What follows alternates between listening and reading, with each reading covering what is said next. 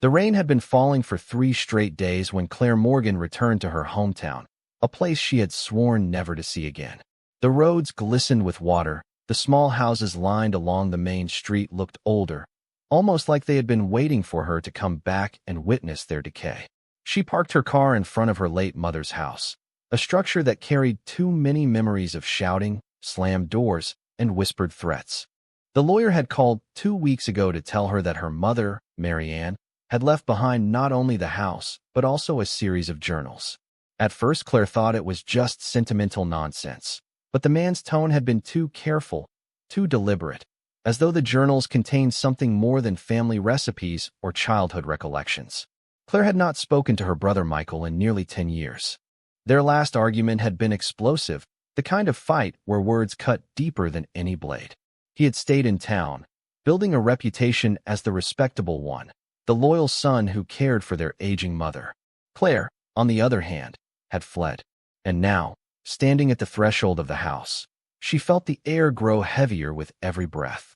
Inside, the house smelled of dust and lemon polish, as though someone had tried to preserve it, to keep it frozen in time. On the coffee table rested a wooden box, locked but with a small brass key left beside it. Her hands shook as she turned the key, lifted the lid, and found several leather-bound journals stacked neatly, the top one labeled with a year that instantly made her throat tighten. 1998, the year everything began to collapse. She sat down and opened the first journal. The handwriting was her mother's, elegant but sharp, the strokes deliberate, as if every word had been carved in anger. "I know they think I'm weak," the first line read. "But weakness is a mask.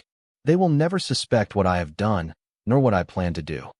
Claire felt her pulse quicken. Her mother had always been a complicated woman, proud, cold, yet fiercely protective in her own strange way. But this voice on the page was different. It was darker, more calculating. Turning the pages, she read of betrayals among relatives, hidden deals, and something that kept coming up again and again, a betrayal involving Claire herself. By the time she reached the entry dated October 12th, she was shaking. "Michael will never know the truth," Mary Ann had written, "and Claire must never find out. But secrets rot, and one day they will burst open like corpses from shallow graves." Just then the front door creaked open, and Michael stepped inside, his eyes narrowing when he saw her with the journal in hand. "I figured you'd come crawling back for the inheritance," he said bitterly. Claire shut the journal, her voice trembling. "Did you know about this? About what she wrote?" Michael smirked, but it didn't reach his eyes. "Those journals should have stayed buried. Mom had a way of exaggerating. Don't let her poison you from beyond the grave." Claire stood, her chest tight with rage. She was hiding something about me, about us. I deserve to know. Michael took a step closer, his voice low and dangerous. "Sometimes not knowing is the only way to survive in this town." For a moment, neither of them spoke. The rain hammered harder against the windows, the silence between them swelling until it felt unbearable. Claire realized that whatever secrets were hidden in those journals, they were powerful enough to divide them even further, maybe even destroy them. But she also knew one thing with absolute certainty. She would not leave until she uncovered the truth. And in that moment, as Michael's shadow loomed over her, she understood something chilling. She was not the only one who had come to the house with secrets. The next morning the storm had passed, but the air in the small town clung with damp heaviness, as though the earth itself had absorbed too many secrets. Claire woke on the couch in her mother's living room, the journals stacked neatly beside her like fragile weapons. She had read late into the night until her eyes blurred, her mind circling the same terrifying thought. Her mother had hinted that Claire's very bloodline might be in question.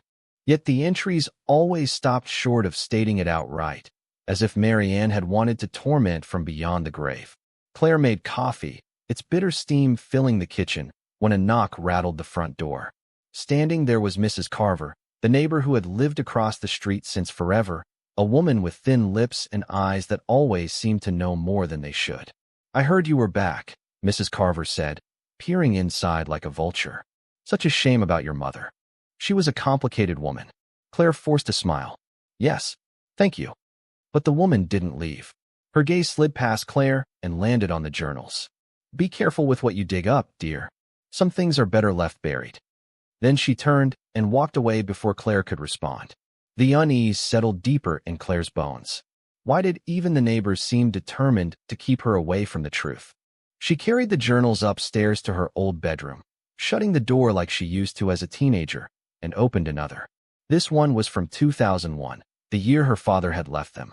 As she read, her mother's voice dripped with venom. He thought leaving me for her was freedom. But I will not be humiliated. I have the strength to outlast them all. And when the time comes, Claire will understand. The words pulled her stomach into knots. Who was her? Another woman, a mistress, someone tied to their family? And why was Claire constantly at the center of these threats and promises? She turned another page and found a passage that chilled her. I met with Judge Henderson today. He says the papers will stay sealed as long as I keep silent. But silence is a heavy price, and I am tired of carrying it alone. Claire whispered the words aloud, as though hearing them could make sense of the madness. Judge Henderson. He had been the town's respected figure for decades, a man still alive, still serving. What business had her mother had with him? Her phone buzzed. It was an unknown number. She hesitated, then answered. A male voice, low and gravelly, spoke. Stop reading those journals, Claire. They'll only bring you pain. The line went dead. She froze, her pulse slamming against her ribs. Who could possibly know what she was doing? She rushed downstairs and confronted Michael, who was already dressed in his work clothes, about to leave. Did you call me just now? She demanded. His brow furrowed in genuine confusion, or an excellent performance. What are you talking about? Someone told me to stop reading the journals. Someone who knows what's inside them. Michael's jaw tightened. I told you they're poison. Mom twisted everything. You should leave before this town eats you alive. Claire stepped closer, her voice fierce. No, I'm going to find out what she was hiding, even if I have to knock on every door in this place. Michael's eyes flashed with something like fear, or was it anger?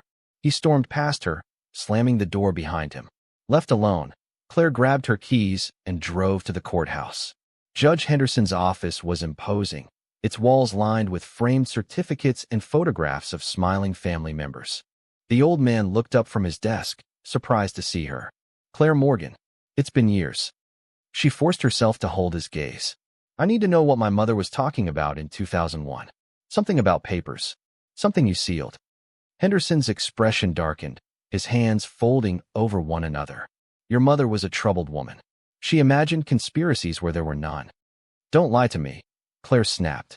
She wrote about you. She said you kept papers sealed. Henderson's lips pressed together. Finally, he said quietly, I don't know what she told you, but if you value your peace, you'll let sleeping dogs lie. Your mother went to great lengths to keep certain truths hidden. Stirring them up now could be dangerous. Claire's voice trembled but held steady. Dangerous for who? For me? Or for the people who have something to lose? His silence was answer enough. She left his office with her chest burning, her mind spinning. Every road seemed blocked. Every person determined to keep her from pulling back the curtain. Driving back, she passed the diner where she and Michael used to eat as children and caught the stares of old neighbors through the window, their eyes narrowing, conversations halting as she walked by. It was as though the whole town carried her mother's secret, and they were bound together in a pact of silence. That night, she opened another journal, desperation forcing her forward. Marianne's handwriting seemed sharper, angrier. The walls are closing in. I can't trust anyone, not even Michael. If Claire ever learns the truth, it will break her. But maybe breaking her is the only way she'll grow strong. Claire dropped the book onto the floor, her chest heaving. Her mother hadn't just been protecting her. She had been testing her, shaping her with secrets and lies like a cruel sculptor molding clay. As she stared out the window, a figure stood in the street, barely visible in the dark. Watching the house, she blinked, and the shadow was gone, leaving only the empty road glistening under the streetlights. But Claire knew one thing for certain. Someone was making sure she didn't get too close to the truth. Claire hardly slept, the image of the shadow in the street pressing down on her chest all night. She woke before sunrise, her head aching, her stomach sour from too much coffee and too little rest. The journals lay scattered on the floor like corpses, each one bleeding with half-truths and insinuations that pointed to a larger, darker story. She could not shake the sense that someone wanted her to stop, someone willing to do more than just scare her. That morning, As she stepped onto the porch, she saw a car parked across the street, its engine idling. When she approached, the vehicle sped away, leaving only the reek of exhaust. Her hands trembled as she locked the front door again. She knew she could not do this alone. But who in this town could she trust? Later that day, Claire drove to the library, hoping to find public records that might explain her mother's dealings with Judge Henderson. As she flipped through old newspapers, she noticed a man watching her from the far end of the reading room. He looked vaguely familiar, tall, lean, with hair just beginning to gray at the temples. Finally, he approached. "You're Marion Morgan's daughter, aren't you?" Claire tensed. "Who's asking?" He extended a hand. "Daniel Ross. I was a reporter here years ago. Covered half the scandals this town tried to bury. Your mother, she was a story all on her own." Claire hesitated, then shook his hand. His grip was steady, his eyes alert. "Why are you watching me?" she asked. Daniel glanced around, lowering his voice. "Because I know what you're digging into, and I know how dangerous it is." "Dangerous how?" Claire pressed. Daniel leaned closer. "Your mother kept records. Things people around here would do anything to keep hidden. Money trails, affairs, deals that would ruin reputations. I tried to publish pieces of it once, but the pressure came down hard. I lost my job. And your mother? She cut me off, said I wasn't ready to tell her side of the story." Claire's heart pounded. "You're saying she trusted you?" "Not exactly," Daniel admitted. "But she hinted that someday her daughter might come looking for answers. She told me to wait. And now here you are." Claire's throat went dry. "Did she ever tell you what she meant about papers being sealed?" Daniel's expression hardened. "Yes. There was a custody dispute when you were young. Records sealed by the court. I never got the full details, but rumor had it your father questioned whether you were really his." The words crashed into her like a blow. She staggered back, gripping the edge of the table. "That's not true," she whispered. Daniel's eyes softened. "I don't know, but I know your mother fought hard to bury it. Henderson was the one who made sure those papers never saw daylight." Claire's vision blurred with tears. For years she had hated her mother's cruelty. But what if beneath it all was fear? Fear that the truth about Claire's bloodline would destroy her? She closed the newspaper with shaking hands. "If you know so much, why come forward now?" Daniel hesitated. "Because I still owe your mother. And because I see the same determination in your eyes that she had.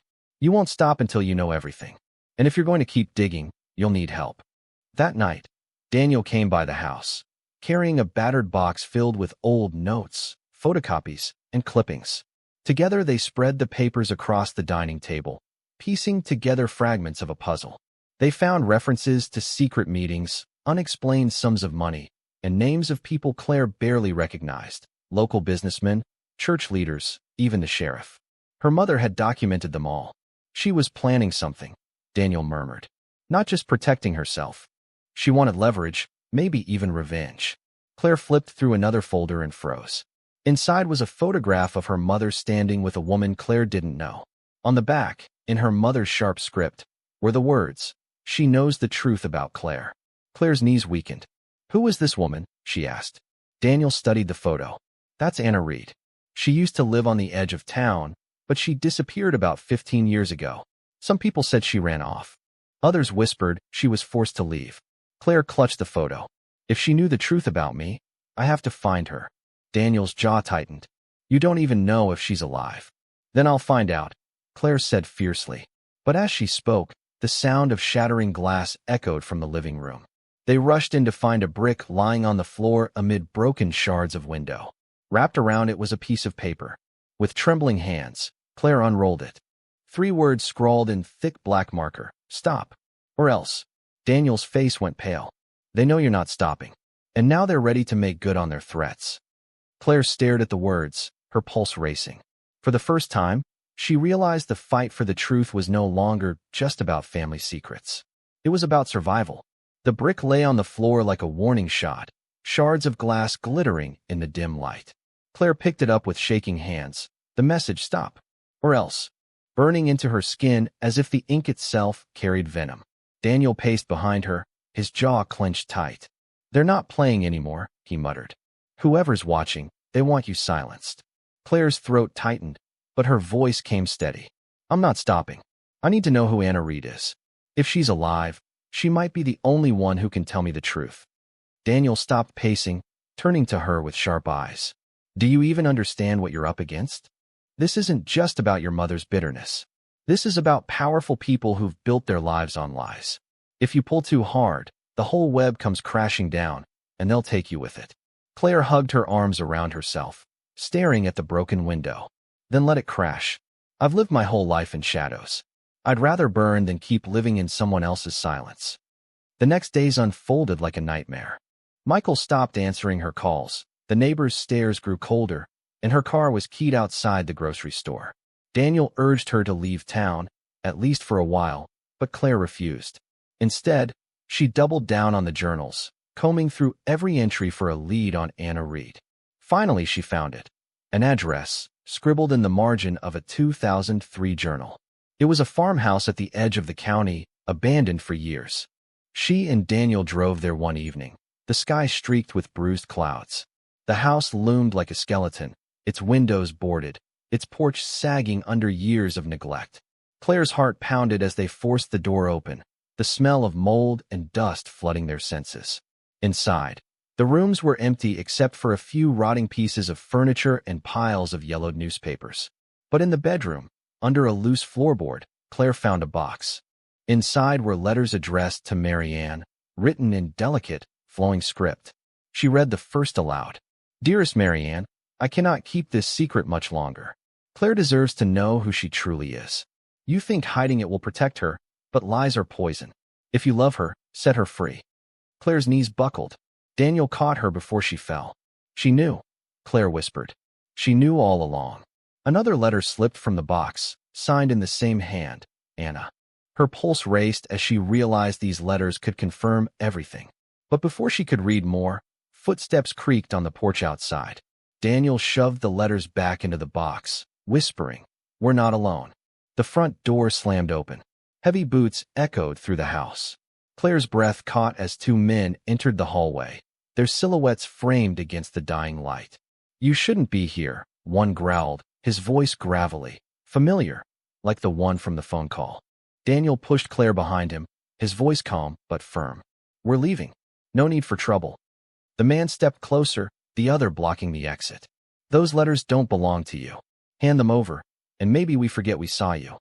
Claire's grip tightened on the box, her heart racing. "They're mine. They're about me. You can't just—" The man lunged, grabbing her wrist. She screamed, the box clattering to the floor, letters scattering like dying birds. Daniel shoved the man back, but the second caught him with a fist to the ribs. The fight was clumsy, brutal, filled with grunts and the sound of crashing furniture. Claire scrambled on the floor, snatching up the letters, her fingers bleeding from splinters. Then headlights flashed through the broken windows, and a horn blared. The men froze, curses flying as they bolted out the back door. Claire and Daniel staggered outside to see Michael's truck in the driveway. He climbed out, his face pale with fury. "What the hell are you doing here?" he shouted. Claire held up the letters, her voice breaking. "She knew, Michael. Mom knew, and she made sure I never did." Michael's face twisted. "Put those away. Do you want to get us all killed?" His words stunned her. "So you do know." He ran a hand over his face, looking years older. "I tried to keep you out of this, Claire. That's why I stayed, why I did everything Mom asked. You were never supposed to dig this deep." The betrayal cut deeper than any wound. "You let me live a lie," she whispered. Michael's eyes glistened with something like regret. "It was safer that way. For both of us." But before she could answer, a gunshot rang out, shattering the night. The bullet struck the porch railing inches from Claire's hand. She dropped to the ground, Daniel dragging her toward the truck.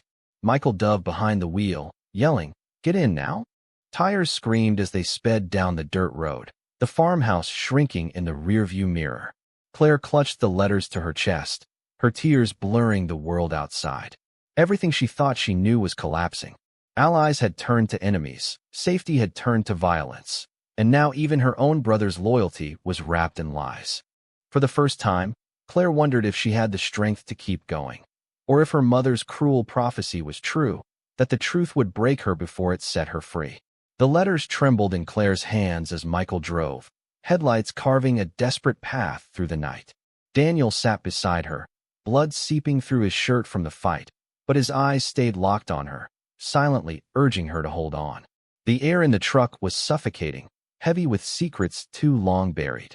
Michael gripped the wheel so hard his knuckles whitened, his jaw a fortress of silence, until finally he broke. "You weren't supposed to find her," he said flatly. Claire's heart pounded. "Anna Reed. She's real, isn't she?" Michael didn't answer right away, but his silence was worse than words. Finally, he nodded, almost imperceptibly. "She's real, and she's dangerous." Claire's breath hitched. "Dangerous?" "She wrote to Mom begging her to tell me the truth." "That doesn't sound like danger. It sounds like love." Michael slammed his fist against the dashboard, making her jump. "You don't get it. Anna's not some innocent figure in a family feud. She destroyed lives. She destroyed Dad." Claire's mind reeled. "Dad?" Michael's eyes stayed fixed on the road. "You were too young to remember. He wasn't perfect, but he was ours. Anna, she tore everything apart. Mom hated her because she was right too. If you let her back into your life, you'll lose everything." The words tore through her like knives, but something inside refused to break. "No. What destroyed us was the silence. The lies. You, Michael. You chose to keep me in the dark. That's what killed us." Michael's face twisted with pain, but he pressed harder on the gas. Behind them, faint headlights appeared, growing larger, closer. Daniel leaned forward. "We're being followed." Michael cursed under his breath, swerving off the highway onto a winding dirt road. The truck rattled, dust rising in thick clouds, but the headlights pursued, relentless. Claire clutched the letters tighter, her chest burning with terror and determination. "If they want these, it means they're the key. I'm not letting go." The road ended abruptly at the ruins of an old mill, its skeletal frame rising against the moonlight. Michael killed the engine, jumping out. "Out! Now!" They scrambled from the truck just as the pursuing car screeched to a stop behind them. Two men emerged, the same ones from the farmhouse. One raised a gun. Claire froze, her breath caught in her throat. The taller man barked. "Hand over the letters, girl. You don't understand what you're carrying." Daniel stepped in front of her, his voice calm but unyielding. "Then explain it. Who is Anna Reed, really?" The man's eyes flickered, but his partner snarled, raising the weapon higher. Michael stepped forward, surprising Claire. "Stop. This isn't the way. She deserves the truth." The taller man's gaze hardened. "You think truth will save her? Truth is what got her mother killed." Claire's stomach dropped, the world tilting. "Killed?" The man smirked bitterly. "You think Marianne's death was an accident? She dug too deep, just like you. We warned her. She didn't listen. And now it's your turn." Rage surged through Claire's veins. "No. You don't get to decide what I know. You don't get to silence me like you silenced her." Before she could move, the gun fired, a deafening crack that split the night. She stumbled, bracing for pain, but Daniel collapsed instead, clutching his shoulder, blood staining his shirt. Claire screamed, dropping to his side, her hands pressing against the wound. Michael roared, lunging at the gunman, the two men crashing into the dirt in a violent struggle. The taller man grabbed Claire's arm, yanking her to her feet, his grip like iron. "You can't fight this," he hissed. "Your mother tried. Look where it got her." Something inside Claire snapped. Years of silence, years of manipulation, years of being denied the truth boiled into one fierce surge. She drove her knee into his stomach, tearing free, then hurled the letters into the air. Pages fluttered like broken wings, scattering into the night. "If you want them, come and get them," she shouted. Chaos erupted. The men scrambled for the letters. Michael swung wildly. Daniel groaned in pain, and Claire raced into the mill's ruins. Her lungs burned, adrenaline roaring in her ears. She climbed the rotting stairs, the floor groaning beneath her, until she reached the rafters. Below, the men fought like animals, grabbing at scraps of paper. Claire clutched the last letter still in her hand, Anna's words scrawled across it. "Set her free." She screamed down into the chaos, her voice echoing through the hollow mill. "My name is Claire Reed. I deserve the truth, and I won't stop until every lie you built comes down." Her declaration froze the men below. Even Michael stared up at her, his face caught between awe and fear. Then the floor beneath her cracked. Wood splintered, snapping like thunder. Daniel shouted her name. Michael leapt forward, but it was too late. The beam gave way. Claire plunged into darkness, the letter still clutched in her hand, her scream piercing the night. When Claire opened her eyes, The world swam in fractured shadows and pain. Her body ached as if it had been torn apart and pieced back together wrong. Dust choking her lungs, her fingers still curled around the crumpled letter. The ruins of the mill groaned above her. Timbers cracked and bent, threatening collapse. She tried to move, gasping when pain seared her side, but she forced herself upright, refusing to let darkness claim her. Somewhere beyond the ringing in her ears, she heard shouting. Michael's voice, raw and desperate, calling her name. She blinked until his shape came into focus, scrambling across the debris, his face pale with terror. Behind him, the men who had hunted them were gone. The night carried only their echoes, swallowed by the forest. Daniel was slumped against a beam, blood soaking his shirt, but he was alive, his eyes fixed on her with relief so fierce it broke her heart. You're still here, he whispered hoarsely. She crawled toward him, every movement agony, until she could press her forehead against his. I'm here, she rasped, though the taste of iron coated her tongue. Michael stumbled closer, hands shaking as he reached for her. Claire, please, don't move. The floor's unstable, Yule. His voice cracked, his mask of control shattered. She had never seen him look so small, so human. For a moment, she almost reached for him too, the brother who had lied, manipulated, and yet, at this desperate edge, seemed to want only to save her. But then her eyes dropped to the letter still clenched in her hand. Anna's words, smudged, but legible, set her free. The truth was no longer a weapon to be stolen or hidden. It was hers, heavy as blood, sharp as broken glass. She looked at Michael and spoke through the trembling in her throat. Tell me, no more lies. Why did she have to die? Why did Mom never tell me? Michael froze, dust settling like ash around him. For a long time, the only sound was the creaking ruin and Daniel's ragged breathing. Finally, Michael sank to his knees, his shoulders bowing as if crushed under years of secrets. Because she was afraid, he said, his voice hollow. Afraid of what Anna would do if she told you. Afraid of what Dad's betrayal meant for our family. Afraid of you turning away from her like he did. So she built walls of silence, and I helped her hold them up. I thought I was protecting you, but I was just protecting myself. The words struck her harder than any fall. He buried his face in his hands, trembling. I didn't want you to love Anna more than us. I didn't want to lose you too. Claire closed her eyes, hot tears streaking her dirt-caked face. For years she had imagined the truth as a clean blade that would cut through confusion. Instead, it was messy, jagged, leaving wounds that might never heal. Daniel stirred, reaching weakly for her hand. You have to choose, Claire. Hold on to the lies, or face what they took from you. His grip was feeble, but his eyes burned with fierce belief in her. The mill creaked louder, beams shifting. Time was running out. Michael crawled closer, desperation etched in every line of him. Please, don't leave me, don't walk away. We can bury this. Together. Start over.